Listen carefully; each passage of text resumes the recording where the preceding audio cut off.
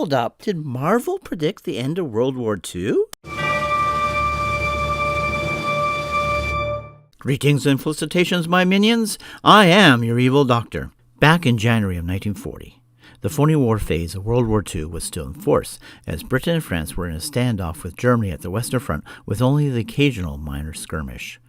Dunkirk and the conquest of France would still be another 4 months away. In Asia, Japan was still prosecuting its conquest of China and had yet to turn its attention to British and French forces in the area. The United States was still officially a neutral nation and wouldn't join the Allies for almost 2 years. That month, Daring Mystery Comics number 3 hit the newsstands with a story by Jack Binder set 5 years in the future, in the year 1945, featuring a character named Breeze Barton, a U.S. Air Force pilot scouting in Africa. He spots the Japanese army heading to invade South Africa, and being the smart lad that he is, he decides to fly to London to warn the British, which is, of course, much better than, say, flying to Cape Town, Pretoria, or Johannesburg, or, radioing his home base and having them relay the information. But, whatever. Anyway, he gets shot down and somehow ends up in the Sahara, up in North Africa, rather than the Kalahari Desert, which was right there in South Africa. Luckily, none of these details are important to the story when we get to the good part where Breeze suddenly finds himself in... No! Stop it! We're not doing that now!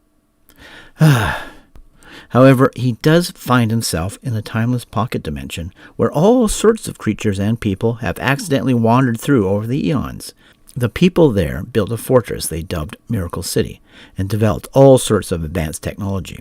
It was there that Breeze meets a woman by the name of Anne Barclay, who is also an American and a pilot who crashed a year earlier and stumbled into that dimension. This character might be inspired by famed pilot Amelia Earhart, who disappeared in 1937, a mere 2.5 years before this story was published. Anyway, Breeze also discovers that the inhabitants of Miracle City are in a state of conflict with indigenous beings of that dimension.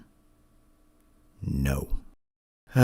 Anyways, the indigenous beings of that dimension, whom the Miracle City people have dubbed the Demon People, have a leader that enslaved his own people with the use of mind control helmets. A huge battle is waged, the slaves are freed, and peace is restored.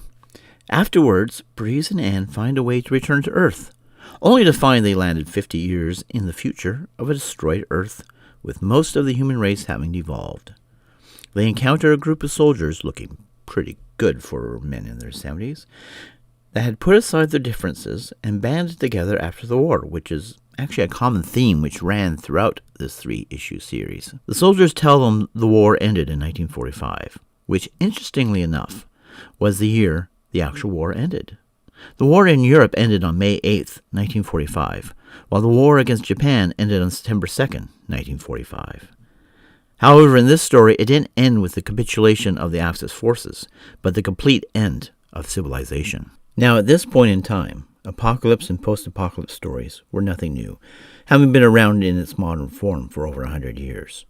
But it wouldn't be until after the end of World War II and the use of nuclear weapons to end that conflict that apocalypse and post-apocalypse stories would become a popular genre in books, movies, television shows, and even music. And this story features many of the familiar tropes we often see in these works of fiction. We have the plucky survivors working together in an attempt to rebuild civilization. We have the mutated humans that represent a constant threat to the survivors. And most importantly, we have the man out of time, who is our surrogate in this world, who must find out what went wrong and provide the means to fix it. And yes, as I alluded to earlier in this video, the first part of this story, featuring the Miracle City, strongly resembles the 1970s kid show Land of the Lost. Land of the Lost was a children's television series that aired for 3 seasons from 1974 to 1976 Saturday mornings on NBC. Its story revolved around a father and his 2 kids trying to survive in a place ruled by dinosaurs.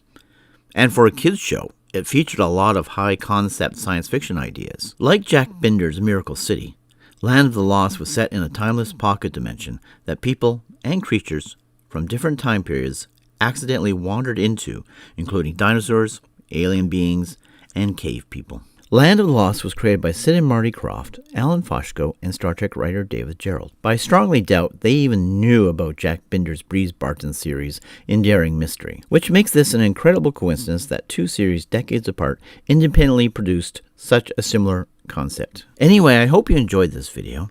This is by far the most serious and complex video I've made so far, and I hope to make more content like this for this channel in the future. So until next time, stay evil.